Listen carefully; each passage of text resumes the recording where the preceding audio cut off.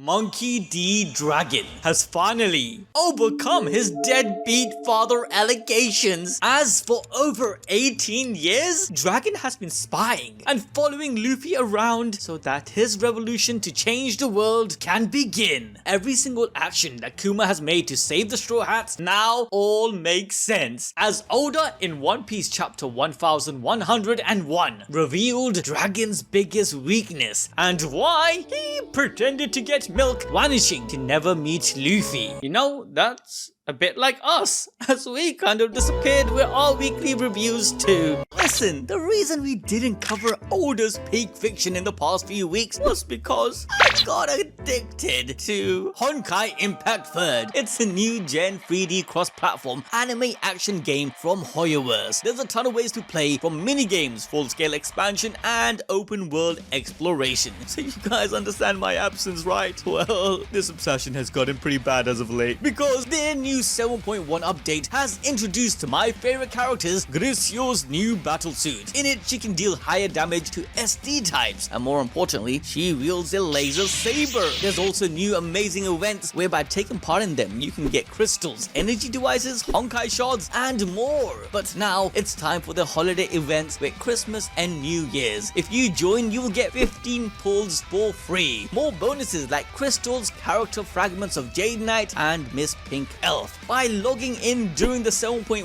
update and completing any 3 out of 4 events, you can get her share of sentience for free. So download Honkai Impact Third right now and use this code to get tons of reward, with new players getting even more in-game bonuses. Returning back 3 years from the current story, we see Kuma, who has already begun his modification surgery in Mount Kulubu at Dawn Island, spying on Luffy. Why? Well, we get another flashback of Kuma discussing with Dragon on what he saw. Yep, back in one of the trips in Goa, Dragon somehow knew too much about this kingdom, and that was quite suspicious for Kuma. But what was more interesting was he oversaw Dragon spying on a little boy. That sounds so sus. FBI, open up!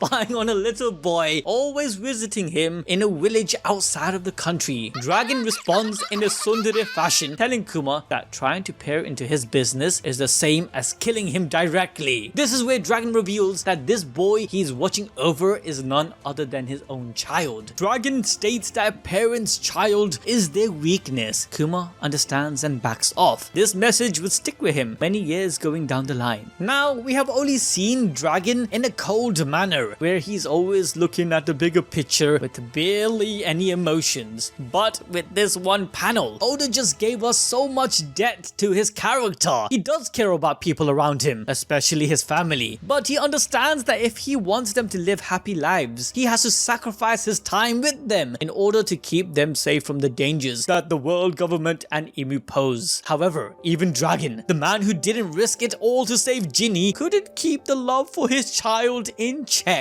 So periodically he would go and check on his boy's progress from far, probably behind a tree. With Dragon being revealed to be watching over Luffy like this, it's no surprise that he showed up in Logtown just as Luffy was about to set sail on the greatest adventure of his life. And with Dragon helping him there, I wonder if whilst Luffy was being trained by Garp, thrown into cliffs and jungles with dangerous wild animals, if Dragon helped him there too. But regardless, we also know that Dragon had kept contact with his father Garp and told him that he saw his son. All this time, Dragon was like a guardian angel for Luffy. However, the reason for Dragon not outright meeting his son is pretty obvious, because being the most wanted man in the whole world and having the world government as your enemy means that they will try to pull every weakness you have to make you surrender. And as Dragon says to Kuma, Luffy is that weakness. Meaning, if Luffy were to get captured or taken, just like we have seen with Kuma moving heavens and earth to protect Bonney, even giving up his consciousness, Dragon would likely do the same. It would also be very dangerous for Luffy, as we know the government does impose the sins of the father upon the child. We've seen this with the Marines trying to hunt down Ace's mother, Rogue, to end the Pirate King's bloodline. But this brings the question, why would Dragon even conceive Luffy? I mean, he was already so dedicated to the revolutionaries, especially after the Ohara incident 22 years ago. So all of a sudden 19 years ago, bro smashed a girl? Like, it don't make no sense. Well, maybe it was just true love, someone that he really adored from his childhood. You know, my man has to have his progeny. You know, he can't be stopping that shit. However, it's also possible that another reason Dragon kept going to the Goa Kingdom was to check on Luffy's progress and whether he could be beneficial to the revolutionaries or not, as the community also has a theory about how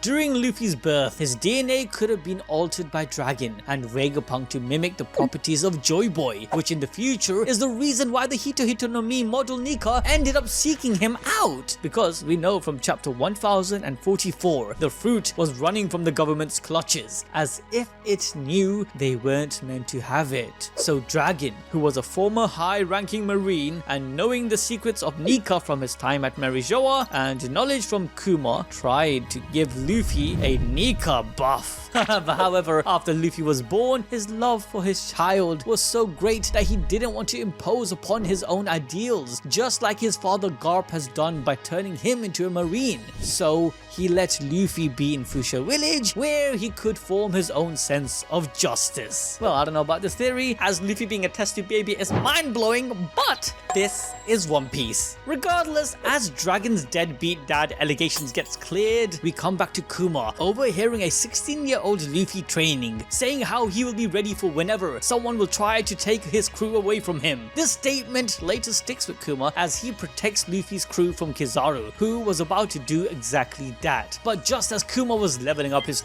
Stalk no Mi, he gets a call from the world government, which is instantly noticed by Luffy, who senses Kuma's presence as one of the strongest beasts in the entire forest. This is an early hint at Luffy's true Haki potential, where even without knowing what Haki is, he is able to sense the strong will of Kuma and wants to defeat this great beast. But Luffy doesn't get his chance, as Kuma uses his poor powers to blip out of there right into helping a merchant ship that was being attacked by pirates following the orders of the Marines. As Kuma is going around doing the world government's dirty work, he has been also writing letters to Bonney, telling her how much he loves her and giving her stories of all the amazing islands that they will both travel together in the future. Now, this is of course never going to happen. Kuma made a deal with the devil, like literally. In order to heal Bonney, he has given up on his own free will and consciousness. Just like he initially lied to Bonney about her being able to play in the sun when she turns 10, he is just sending her all the love and hope he can whilst his mind is intact. Likewise, it's possible that their stories might too come into reality. Regardless, the cruelty of the government doesn't stop there, because all of these letters that Kuma was sending Bonney were being intercepted by this government bozo, Alpha. We see Bonney waiting for Kuma's letters every day, but they never came. You can't keep getting away with it! But interestingly, we also get a glimpse of Bonney's Nika no Mi powers.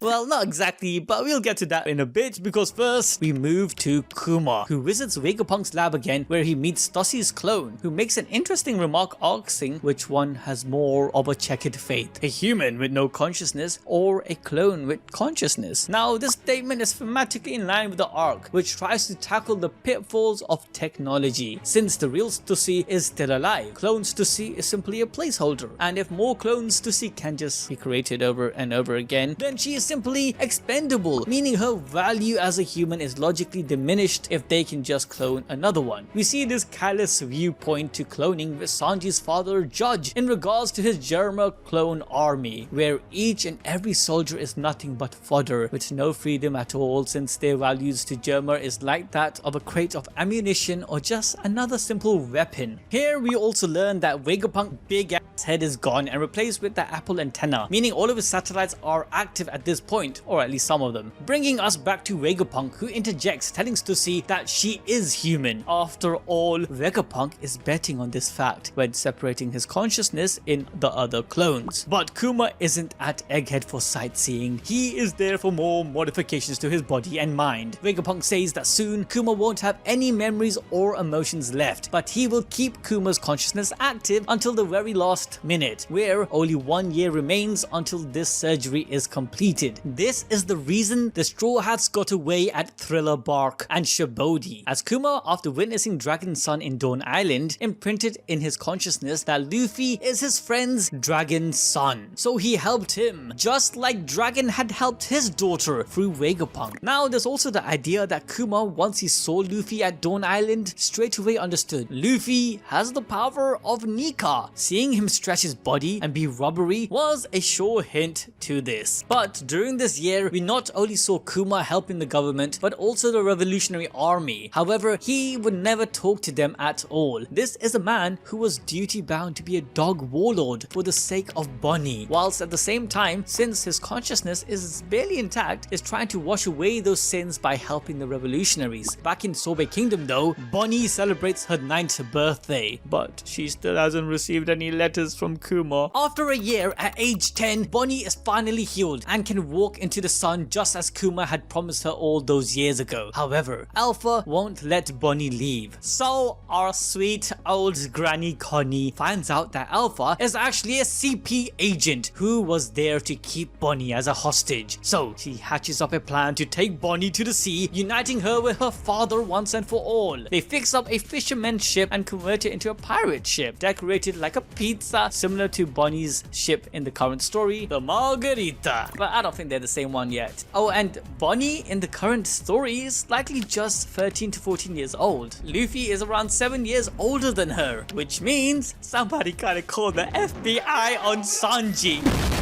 But moving back, Bonney and Connie switches clothes and Bonney steps outside for the very first time in her life with the sun beaming at her skin. However, as she reaches the ship, the evil CP witch clocks what they are planning and uses Gippo to catch up to Bonney. But this is the moment we get to witness just how broken Bonney's devil fruit really is, where she can literally tap into Sun God Nika. We thought she could just use her fruit to age her body and others, right? Well, there seems to be more to her powers, through her literally manifesting a Gear 3 like attack with her gigantic arms that she conjures up through her imagination alone of how Sun God Nika would have fought. Now Bonney of course doesn't know what Nika looks like, so she simply turned into what she thinks Nika is supposed to be. And who is the only person that has shown her what Nika could be? Her father, a buccaneer. And Bonney doesn't actually know that she isn't Kuma's biological child. So as she grows, she would expect that she would turn big and strong like her daddy, hence why she is able to age herself to have giant arms like a buccaneer. But more importantly, Kuma telling her that Nika fought however he liked with his rubbery powers was the catalyst to her using this attack. Remember guys, devil fruits manifest through people's imaginations and dreams, so Bonney, who sees herself as a buccaneer, ages herself, resulting in a giant arm which bopped a CP agent in one shot. This power is called Distortion Future, meaning that Bonney can distort anyone to any shape she can imagine. However, with Bonney's power being this broken, she will play an integral part in defeating Saturn in Egghead Island. Although Gear 5 Luffy is one of the strongest fighters we have yet seen in the series, he has a huge disadvantage currently, being his time limit, where he turns into an old man for 32 seconds in the middle of his Gear 5. With Kaido, they both sat down and had a little chat, giving Luffy enough time to get his heart pumping, but against Saturn, he will go straight for the kill. Conveniently, Bonney's powers has to do with affecting one's age. So as Luffy turns into an older man, Bonney can swoop in, de-age him, giving him a much needed boost to finally defeat Saturn. This also makes perfect sense if we look at all the different arcs in One Piece, where in the final fight, Luffy is aided by the damsel of that arc. For example, against Crocodile, he did have help from Robin and even Vivi. And in Dressrosa, Gear 4 Luffy couldn't quite finish the job as he ran out of Haki for 10 minutes. It was Rebecca and Viola who helped stall Doffy until Luffy came back to fight him with his renewed Gear 4. Same thing happened in Wano, where Momonosuke and Yamato stalled Kaido whilst Luffy ate food and recovered. A similar theme will happen here with Bonney, whose whole life was turned upside down because of Saturn kidnapping her mom, will have a major hand in his defeat. With her distortion powers and how she imagines Nika, she can give a huge boost to the actual Nika. There is also the fact that the original Kuma is flying straight to Bonney as we speak. All his life he wanted to be a hero like Sun God Nika, and after losing his consciousness when Bonney will need a hero the most, Kuma will come to fulfill his dreams. Bonney's power might not even be for Luffy, but for her own father, so he can live out his dream of being Sun God Nika. This will give them enough time to escape or Luffy to regain his strength to finally end things. If you guys want to learn more about Luffy's next goal and how he will save his mentor figure in Shanks, then watch this video next.